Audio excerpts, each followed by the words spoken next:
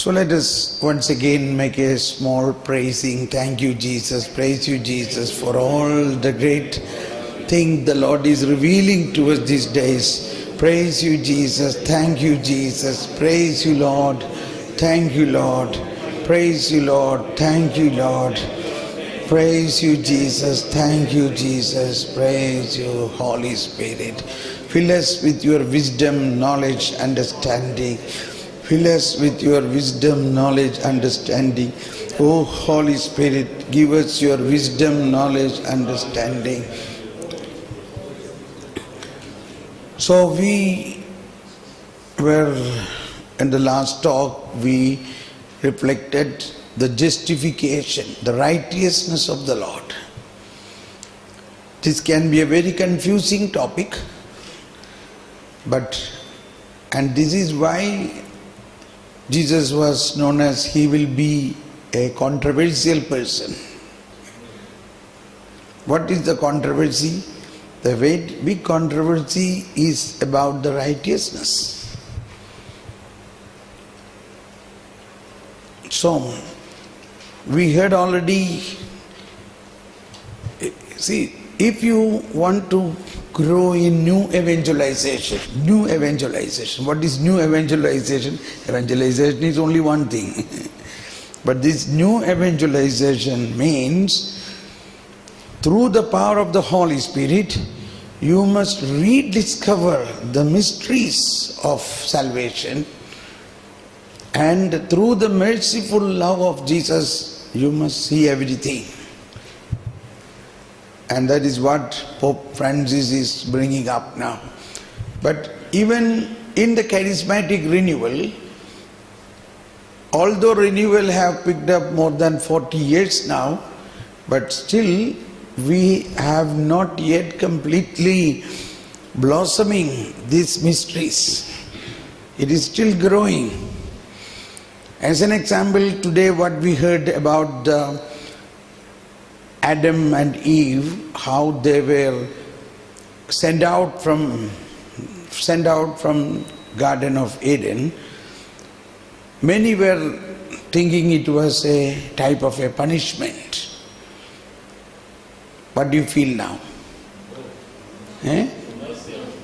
So, and this way, when you reflect the merciful love, then only we will understand the mystery. Even about the original sin itself is a mystery.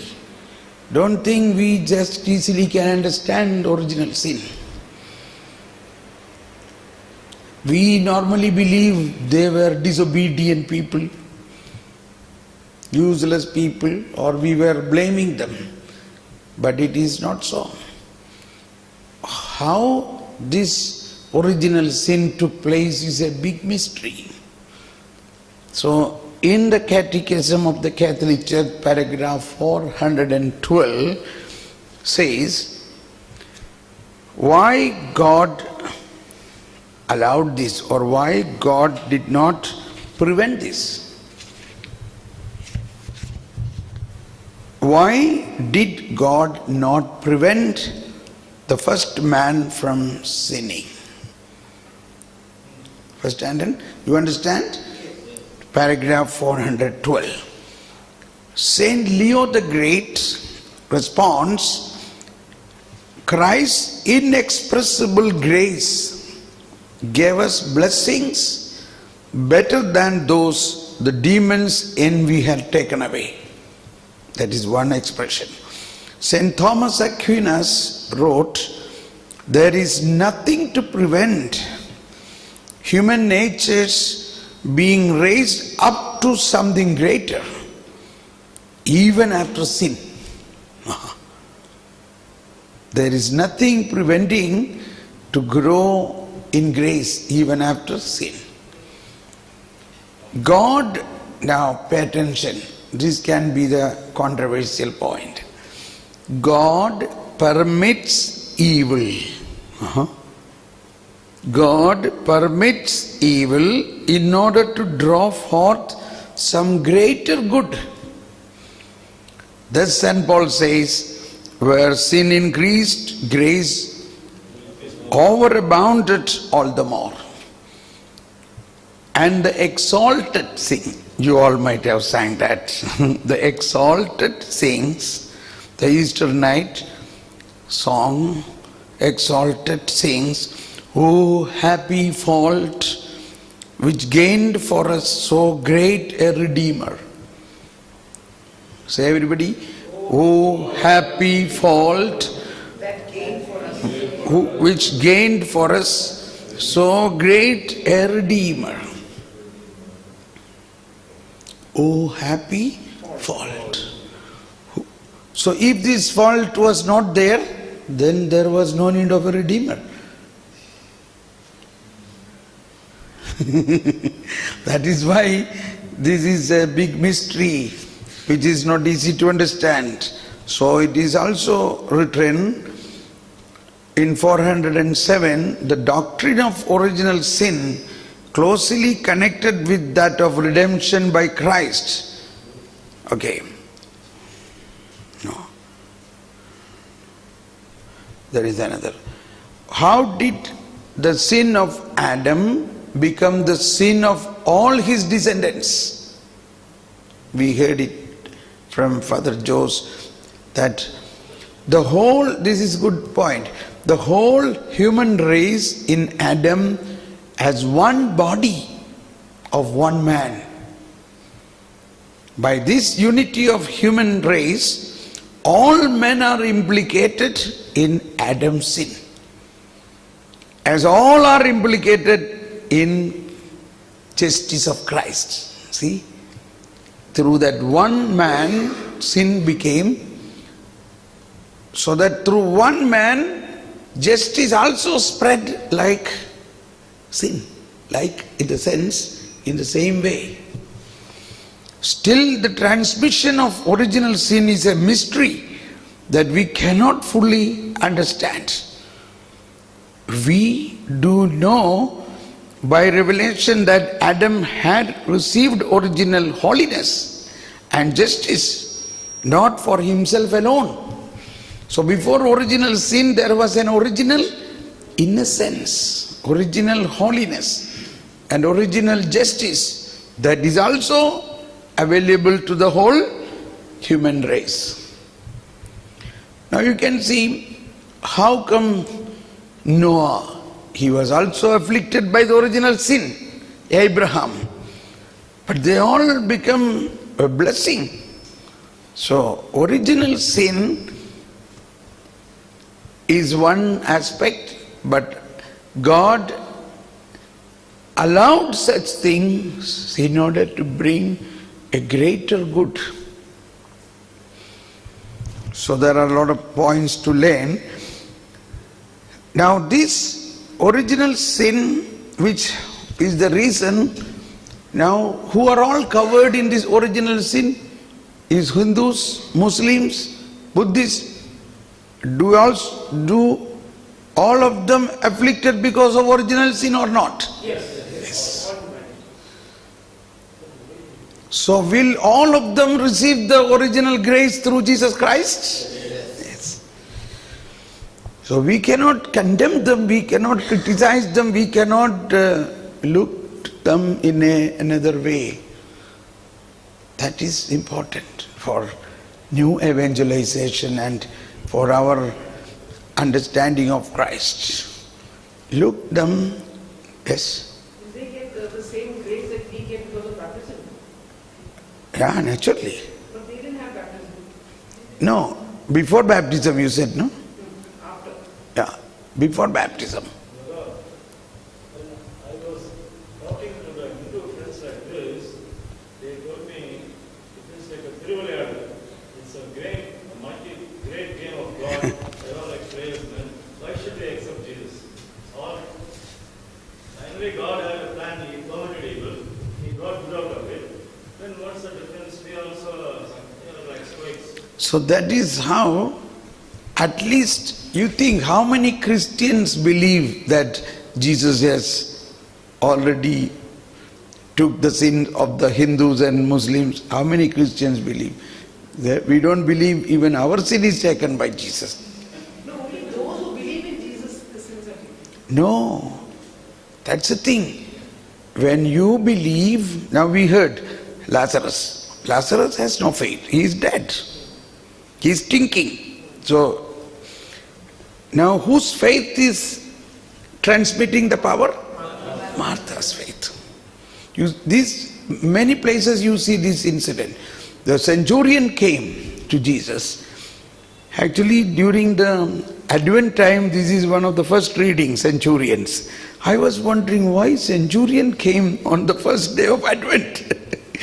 That is the advent of faith. Centurion came and Jesus said, I shall come into your house. That is a scandal actually, because centurion is not a Jew. Roman soldier's head. So according to Jewish custom, it is a scandal to go into such a house of a Gentile. That is why centurion himself said, Lord, I am not worthy that you come under my roof. But that's not necessary. If you say one word from here, there my servant will be healed. Jesus marveled. Look, such a faith I have not seen even in Israel. Means even among my own Jews, this faith is not there. And Jesus said, go. According to your faith, be it unto you. You see the whole gospel, every chapter, every incident, what Jesus performed or event, Jesus summarized in terms of faith. It is faith. So if our Hindu brothers don't believe in Jesus, they won't get redemption. No. If you believe for them, they will get redemption. Yeah. So, now the point let me complete. Centurion believed, but who got healing? His servant. 4 people carried a paralytic. Paralytic has no faith. He is paralyzed. He is a sinner also. Jesus saw the faith of the 4 people and told to the paralytic. What is that Jesus said? What Jesus said to the paralytic? Something more he said. Something more he said. That's the important point. He said, my son,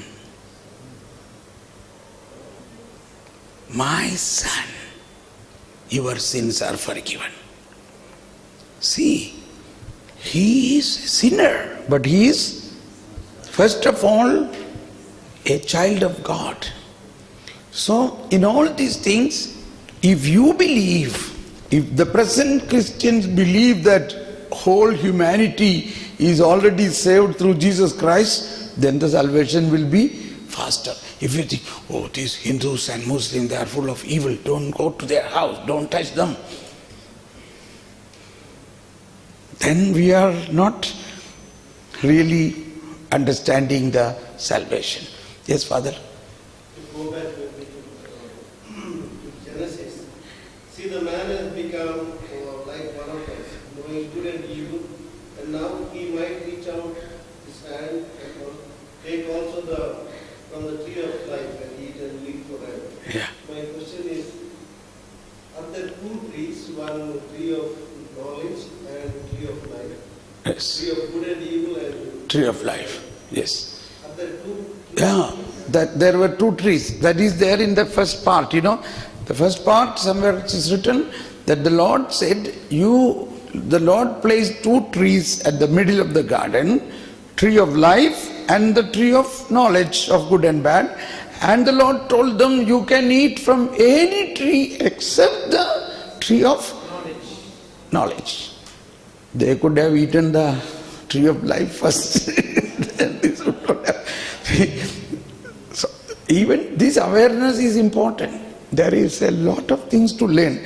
I am still praying. I still do not know what means they have become like one of us. I am praying about it. What that exactly mean? Now you have become like one of us, knowing good and bad. But actually, we have to, these two books, Genesis and Revelation book, this we cannot understand easily. Every word you have to pray over hours and hours and ask the Lord to find out what is the mystery in that. So it is not easy. Many times you have to pray to get revelation about what is written there. Don't go by the literal word there. Now that is why another an example is coming to me. Jesus' public life. An example, let us take Mark chapter 4. Mark chapter 4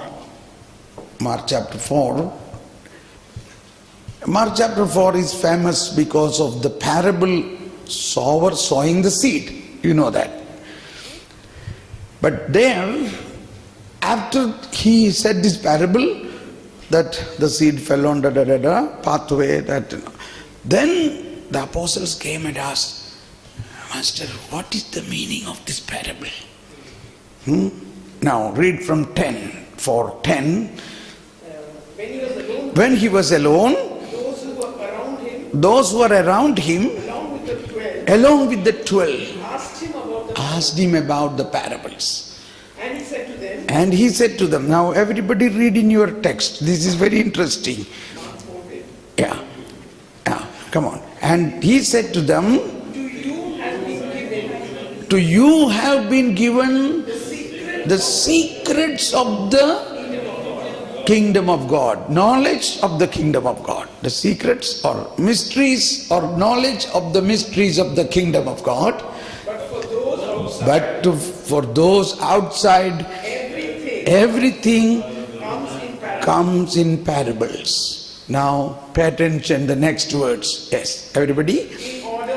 In order that they may indeed look but not perceive.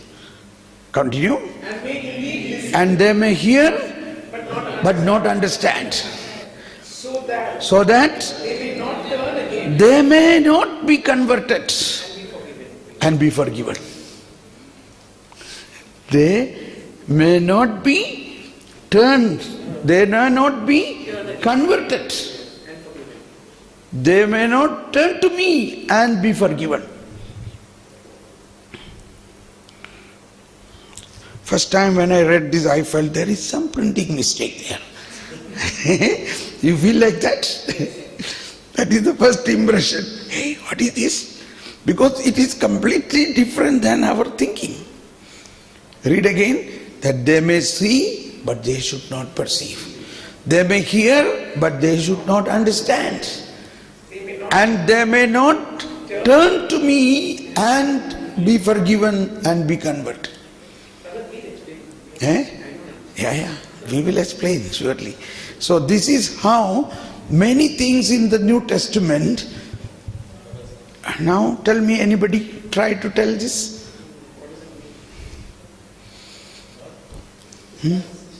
What is the meaning of this? Why it is written they should not understand? They may not be forgiven. Okay. Shall I? He said, no, nobody can come to me unless the Father draws them. These people understand. Yeah, but why it is so? That is correct. But here he says they have all come to him. But why they should not be forgiven? It's like asking just now about the problem of good and evil. No, God is ordaining it to His Son, is telling us no. That's it, He's telling us.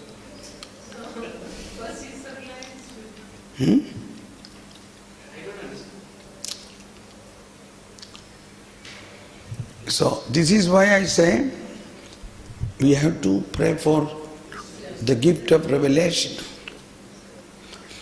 Now listen, imagine, okay, I ask you another question. What for Jesus has come? Jesus has come to take away the sin of the whole humanity, to forgive everybody, correct? But how he will be able to forgive everybody? How? We must believe in him, confess. That is our side. From his side, how he can forgive everybody's sin? By his death. By his death and resurrection. Only through his passion, death and resurrection, he can forgive everybody. So in his public ministry, that is not the time. There he is not yet taken up the sin of the mankind. It is possible only after the passion, death and resurrection. Up to that time, if they come to him, of course to few people he has given this. It is a prophecy of Isaiah. Isaiah has written because of this reason. Isaiah said this because he is supposed to give forgiveness only after he can give forgiveness only after the passion, death and resurrection, not during the time of the public life. But in the public life, so many times he said your sins are forgiven, go in peace. That is, you see how many people, he can do it, but it is not like a general forgiveness to individually, to one person. And that also has a reason. That it is written there that immediately the Pharisees protested. Who is he? How can he forgive sins? Who gave him authority? So I said in the morning, forgiveness, there was no forgiveness in the Old Testament.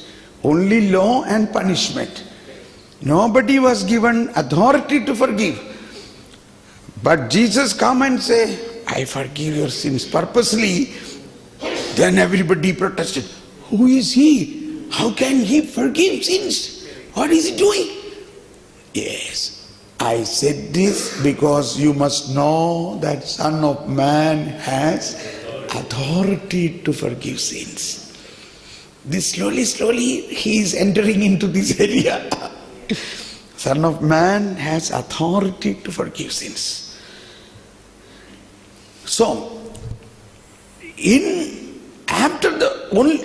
another way, so all these 3 years of his public ministry, he was hiding his own identity, that he has come to forgive sins, he is the Messiah. That's why in another place, in Matthew, another place, Jesus asked the apostles, what people are talking about me?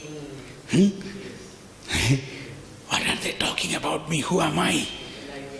And then they say, oh no. They say, somebody say you are Jeremiah, somebody say you are John the Baptist risen and came, you are Elijah. Okay, so nobody know that I am who I am. Now Jesus said, what do you say? Who am I? Then suddenly nobody has an answer. Only Peter stood up and said, you are the Son of the living God. But Jesus said, Peter, it is not you, it is my Father revealed to you now. It is not your flesh and blood. Understood this. Why it is revealed to him? Because Peter is the one who is to head the church, who is to continue. He is the Pope. He will be because of his vocation to be the Pope. But immediately he said, shh, don't tell this to anybody. See. And then he said, I have to go to Jerusalem. There, the high priest, they will catch me and hand over to the Gentiles. They will punish, or I will have to go through the passion and suffering. They will persecute me, they will arrest me, they will spit upon me, they will slap on my face, they will scourge me, and I will be killed. But on the 3rd day, I will rise again. Hearing this, Peter said, oh, if that is so, then please don't go. Now, 1 minute back, Jesus said, you are blessed, you are the rock. Upon this rock I will build my church, Now Jesus said, "Get behind me, Satan." That is to be understood. He says, "You are an obstruction to me." Means you are an obstruction to my passion, mission and passion. You are thinking like human being. You are not thinking like God. Now imagine, here now only Peter understood he is the Messiah, and he himself becoming a obstruction for his Passover. So imagine all this public would have come to know he is the Messiah, then what would have happened? They would not have, they would have been an obstruction to so throughout the public ministry.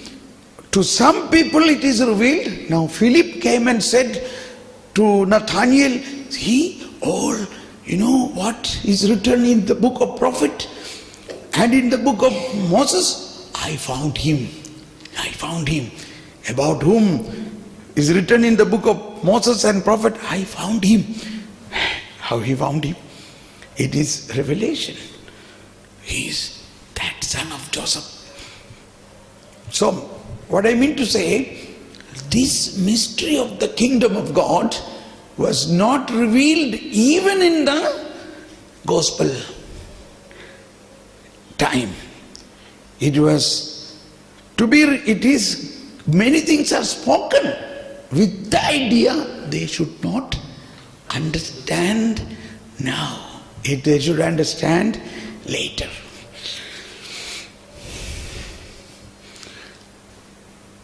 I tell you another. Okay. So, now I will speak something about this difference between these two righteousness. Although it is very clearly said by Jesus, but we are not understanding this difference. We are going what we understand. It is very easy to understand the 10 commandments. So we go by the 10 commandments. I said once, if you strictly obey the 10 commandments, will you enter into the kingdom of God? No. You are only a Jew. How will you enter into the kingdom of God? By faith in Jesus Christ. That is why when the centurion came and said, I have not seen such a faith even among the Jews. Because this centurion believes in him. So many people who came and believed in him. That man, the blind Bartimaeus, he was begging them. Then he heard such a crowd passing by. He said, what's happening? Who is going? What is there? He cannot see. So somebody said, Jesus of Nazareth is passing by. What? Jesus? Oh, son of David, have mercy on me. See, they said, Jesus is going. Suddenly he got up. He began to chant, Son of David. And Jesus is going that way. Jesus heard his voice. Who is that? Somebody know me? He stood there. He stood there. Whole entourage stood.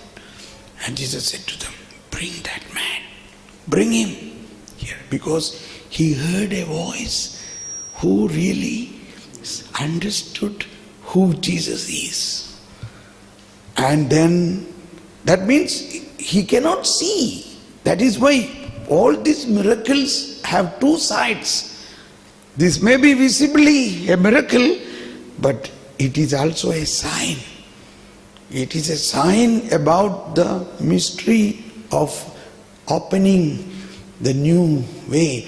So he came, he was brought, and Jesus said, what should I do for you?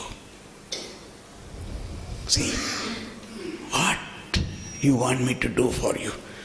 See, we are praying to Jesus so much, but here Jesus is asking him, what should I do? He says, I want to see. This is in turn the voice of the whole humanity who are blind. The whole humanity who are blind to Jesus.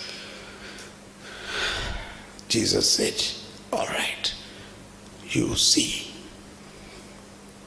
He opened. So, for others, it's a miracle. But for Jesus, this is a man whose inner heart see me. He found me, although he is blind. He recognized me, that I am son of David. I am not simply carpenter Joseph's son. So such a mystery is often in the New Testament and in Jesus' preaching. That is why it is a double-edged sword. Now, so Jesus, the new covenant, explained more in the Sermon on Mount. In the Sermon on Mount, the preaching of Jesus was controversial. Jesus said, you have heard the commandment and what is spoken in the book of, but I say to you. Several times Jesus said, you have heard, but I say to you. Now what should we follow? So before he gave this series of this teaching, in Matthew chapter 5:17, he said, don't think I have come to abolish the law, but I have come to fulfill it. Because the way Jesus is going to preach, the way Jesus is going to mingle with all the sinners, many people will think, oh, this way people will do now more sin because he is very liberal. He is not carrying the commandments. The same thing you are going to feel now when I speak, okay? So I am also taking an anticipatory note. Don't think when I say that commandments are not important. Faith is important. This is what I am going to say. But don't think by saying this I am recommending you to don't obey the commandment. So that's why I'm saying, brother, that Hindus, if they don't have faith in Jesus, they will not get heaven. Pardon? Hindus, Muslims, if they don't have faith in Jesus, Yeah. and they follow all the commandments, but still they will not receive. Jews themselves, he says, no salvation. So also Christians. We are in fact Christians. But we are sticking only to obey the commandments, then what will happen? That is why John 1:19 is talking about second part. John 1:19. Those who do not believe in him will be condemned. This is the question that goes to John 3:19. John 1:19. 1. Okay. Please read that. John 1:19, second part. This is the testimony given by John. This is the testimony given by John. When the Jews sent priests and Levites from Jerusalem to ask him. Is that it? Yeah. Second part. Yeah. Second part. He confessed and did not deny it, but confessed, I am not the Messiah. And they asked him, what then? Are you Elijah? John chapter 1. John chapter 1. Is it John 1? Yeah, you are reading 1 John. Eh? St. John, Gospel. Gospel? No, not 1 John. John, Gospel, chapter 1. 119. 119. I'm reading that. Yeah, there is some. It is 319, Father. Eh? 3:19. Yeah, that's what I say. It is 319. It is 319. Okay, now pay attention.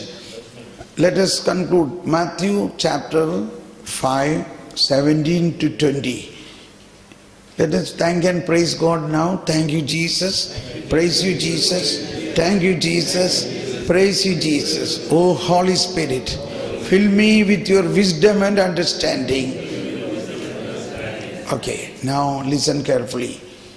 17, he said, I have come not to abolish the law, so that you make it a point. Law will not be abolished. He even said, even one word of the law will not be abolished. I have come to fulfill. This you hold on. But the reign of the law, okay, or we continue now. Then he said in verse 19 he says, this is very difficult to understand. Try. You will understand. Okay. He said, please read. Therefore, whoever